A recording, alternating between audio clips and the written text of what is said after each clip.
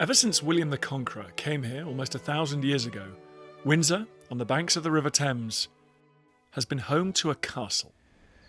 Windsor Castle isn't just one of the Queen's favourite palaces, it is absolutely central to the monarchy. It has been a royal palace for longer than any other building in Europe. The story begins around 1,000 years ago. The Normans arrived here, they conquered England in 1066, and they chose this spot next to a strategic river crossing over the Thames and dominating London to the west as a place for a stronghold. They built this artificial mound, they put a tower on top of it, and since then kings and queens have enlarged and invested on a gigantic scale. Edward III turned this into one of the great royal residences, spending more money on this than any other secular project of the time. And as a result, today, it is magnificent.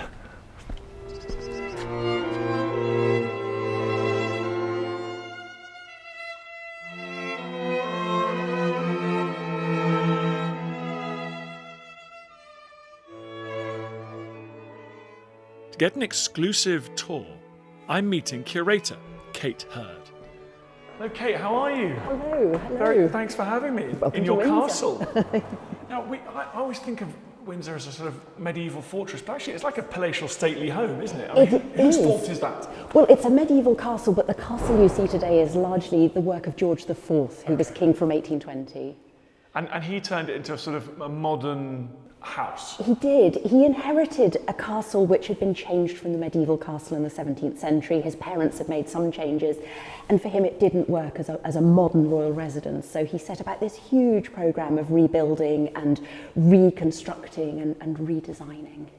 This is beautiful here, isn't it? This is just wonderful. This is his original entrance hall. So he opened it up so his visitors would come through that door and would be able to walk into this magnificent space. But this feels a little bit to me like a 19th century Gothic, which we think of being later in the century, do we? It is absolutely. It was always the entrance to the castle, but it was a smaller entrance. George III had a staircase coming up, but George IV opens it up, but he's so aware of the medieval history of the castle, he does it in that Gothic style. So for people who don't know what I'm talking about, this like kind of fake, really. It's reimagined Gothic. Reimagined, fake in a sense, but reimagined. They were very consciously looking back to particularly the reign of Edward III, who was another great builder at the castle. Creates this amazing vaulting system. It's stunning, isn't it? And so I guess visitors come here and think, oh, medieval. In fact, it's only 150, 200 years old. Absolutely. George IV had been wanting to get his hands on Windsor for so long, and he really goes to town with this medieval history when he does. You say that, is that because Windsor is in some ways the sort of spiritual core of the English and British monarchy? It's the medieval fortress. He's very interested in medieval history. It's possibly the most imposing residence. Remember Buckingham Palace, which is now really grand. When he inherited it, was quite a small townhouse his mother had lived in. So this is the grandest and most imposing of the royal residences. And I guess it's the one associated with Edward III that they all love. Absolutely. Charles II was very fond of it here as well. He'd also lived here as a boy. I mean, remember it's his family home as Prince of Wales. So he has a great fondness for the place. So this is are they allowed to say it, but is this their sort of premier residence? I think for George IV it is the one that he becomes most interested in. It's the one that we know that he spends hours poring over the redesigns. He becomes really occupied by it. So I think for him it is the residence that he spends the most time on. And what about the subsequent ones? We've got William. What about Victoria, his niece? What did she make of it? Well, Queen Victoria inherited it. She also made great changes to the castle. So the space that we're in, you can hear it echoing. You can hear the size of it. She bricks it off.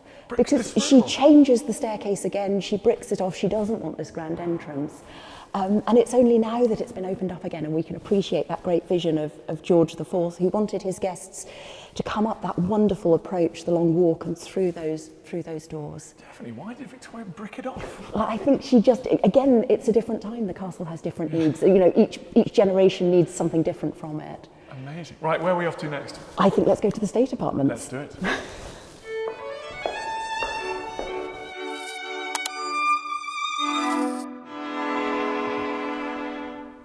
This the grandest staircase I've ever seen in my life. Isn't it wonderful? It's the entrance to the state apartments with George IV looking over it. Looking at all the visitors to his new rooms. Absolutely, yes. And a huge amount of weapons, arms and armour. Yes, all from the Royal Collection, that historic collection that goes right the way back. But George IV is a big collector of arms and armour as well. Well, he's obsessed with the military, wasn't he? Absolutely. Everything he can do, he's not allowed to fight, but he forms this incredible collection. And even more muskets and swords here. Absolutely. In the medieval castle, this space would have formed a guard chamber. Oh, okay. It would have protected the state apartments, so that this displays reflect that function. And I'm trying to think, Windsor Castle, I think it was threatened during the sort of Civil War at King John when Prince Louis came over. I can't, was it besieged at the time? No other sieges, as it were. Henry VIII, I know, during the Pilgrimage of Grace was here, and there was a worry that it would be besieged, but it wasn't. It wasn't. So now, this room is extraordinary, isn't it? Isn't it stunning? Wow. This is the Waterloo Chamber, which holds this incredible series of portraits, largely by Sir Thomas Lawrence, of the men who were responsible for the defeat of Napoleon in the early 19th century. We got Wellington up there. Absolutely. Commander at Waterloo. Blucher, his key ally at Waterloo. Yeah. Wow. It's an incredible series of portraits. Emperor of Austria. Yes. So George IV was very kind to let his dad go above the mantelpiece. Well, George III is the monarch who is ruling the country. True. So at that point, our George is Prince Regent. So he acknowledges his father's role, but he puts himself in very clear second place. I love this because this is basically all the crowned heads and the leading aristocratic military men of Europe, all for whom Napoleon represented an existential threat. So this is a giant celebration. Yes. And this commission starts before the Battle of Waterloo. It dates from 1814 when they thought that Napoleon had been defeated, and George sends Thomas Lawrence out to make these incredible paintings. And the half-lengths of the statesman as well. He's acknowledging the role of statesmanship in that, creating that piece after Waterloo, after the fall of Napoleon. Was this room always a sort of banqueting hall? No, in the medieval castle, you're standing in the open air. Oh, really? So you're in one of Edward III's courtyards, in the middle of a run of apartments. And George IV had commissioned these incredible paintings. He wants a Waterloo gallery. And this space is earmarked for it, but it's not really finished until after his death. So it's roofed over, and then these wonderful lights are added. It's not really finished until the reign of Queen Victoria. How funny. I always think of a very modern idea, which you take your big atrium, your big courtyards and turn them into an atrium, but actually they were doing it in the 19th century. Absolutely. It's a wonderful use of the space. And the space also looks back to the earlier castle, to the 17th century castle. You can see these wonderful pieces of wood carving, and they're taken from Charles II's chapel there by Grinling Gibbons, reused in this space, and they work wonderfully here.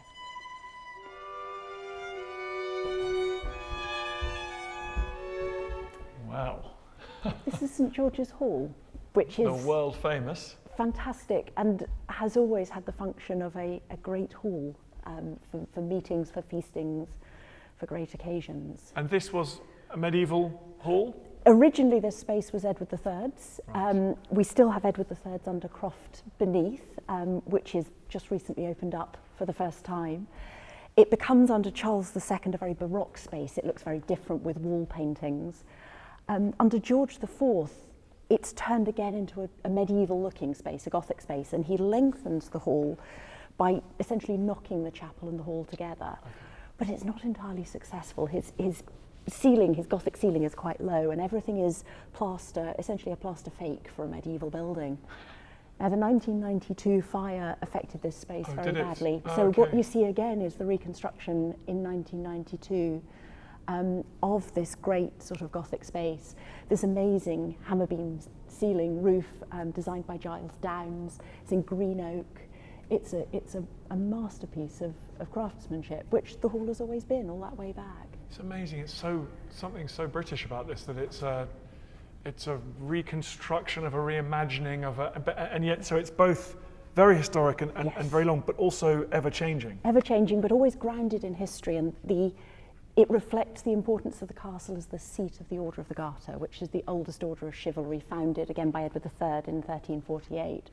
And so the shields you can see decorating the space are the shields of the Knights of the Garter all the way back. Really? Yes. That's a remarkable continuity, isn't it? It's stunning. A lot of arms and armour on the walls again. I'm noticing a theme here. Yes. And what's that? That's a very fine one up there. That's wonderful. That is the champion's armour, which was last used at the coronation of George IV. What's that? That is traditionally, going all the way back to the Middle Ages, a champion defends the king's honour after he's been crowned and issues a challenge to anyone who may want to challenge the new king and throws down his gauntlet. And that is the armour that's worn by the champion. It's a hereditary office. Oh, really? Yes. Whoever that was, and his father and his grandfather would ride through the coronation. It's the Dimmock family, absolutely. And What? George IV is the last person to have had the champion appear at his coronation. But, and so he rides a horse through the party and throws down the gauntlet. He does indeed. Through the coronation banquet for George IV in Westminster Hall, the horse rides in as part of the ceremony. What happens if, grandson Dimmock was a bit of a softie? Still gets to do it. And they still have functions in here? Still used as a space that is for feasting, for state occasions. It's still used in the way that Edward III would have been familiar with. And as we leave, there's George IV. There's our George again, yes. Looking down on what he's built.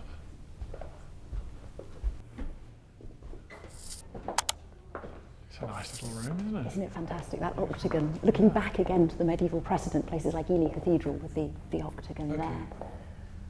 And who's this? Is this Henry VIII? This is Henry VIII, I don't yes. believe it. That's so cool. You get that sense of the figure, don't you? Yeah. That really imposing presence. Wow. Just amazing. They must have had to let that out slightly, has he? Yes, well, I think it was probably made for him in his maturer years. And then we've got all the silver and the...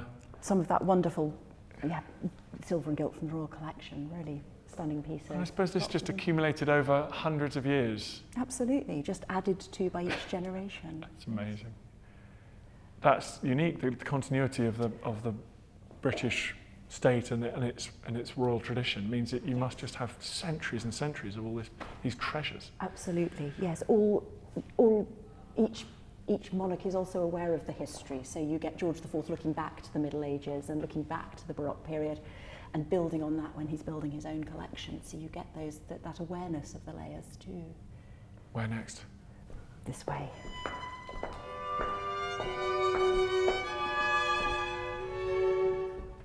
So this is the really wonderful crimson drawing room. Wow, this is peak George IV. It's just so opulent and gorgeous, isn't it? It is. It was one of his Gilded. private apartments. Oh, It's was one of his major reception rooms. So he would have private guests here, but it's one of his. So do you think we're personal getting rooms. close to his tastes and his... I think we're right in the middle of his taste here. It's very different from the rest of the castle. It's in this French neoclassical taste that he loved all his life. It's a stunning space. And it's this French, these objects that he purchased that are now so famous at Buckingham Palace and everywhere else because he just hoovered this stuff up, didn't he? Absolutely. I mean, all this wonderful furniture was commissioned by him to furnish. Obviously, he's got a small residence as prince, and then he gains Buckingham Palace, he gains Windsor Castle, and he needs all this furniture to fill it up. So he commissions these wonderful suites of furniture. Just stunning. I just love the gilded detail on these doors. Yes. Some of the gilding on the doors was brought from Carlton House again, and so he brings quite a bit of material from Carlton House. The fireplace actually dates from 1807, before this room was established, and is from Carlton House and was brought here when Carlton House's London residence was demolished. And does this room survive the Great Fire in the 90s? No, very sadly, this room was very badly damaged, but it was reconstructed using the original documents from George IV's reign. And when George IV is planning this room, a set of really magnificent watercolours are made for him to show what the room might look like. And that archive he uses in planning his spaces is then reused in the 1990s for planning this space, and it's beautiful. He would have felt very at home in this room, even though it is largely reconstructed. So in the centre of this gigantic royal palace, administrative headquarters, medieval you think this is kind of George IV's personal space? I think this is where we meet him most of all. The place where he would have relaxed. He's got his portraits of his sisters on the wall. I think he would have enjoyed this space. And he was a sad man in many ways. He was extraordinarily infirm with a variety of illnesses towards the end of his life. It's strange to think of him sitting here in those declining years when he was almost a recluse, wasn't he? He was a recluse. He didn't like people looking at him. He'd been tortured by satirists. He really did withdraw during his reign, that 10-year reign. But he surrounded himself with these incredible objects he'd collected, and he clearly takes such pleasure in craftsmanship and beauty and this beautiful sort of skill in creating things in textures and colour. So you can imagine him very happy in these rooms. Isn't it funny that he probably felt insecure because compared to, say, George II or the Duke of Cumberland, you know, his martial relatives, Yes. he'd never fought on the battlefield. Yes. And yet, actually, what the modern world looks for now is a collector and interior designer. You know, so his reputation's probably higher than ever. We can appreciate him now for these amazing things he left us, this incredible collection he formed.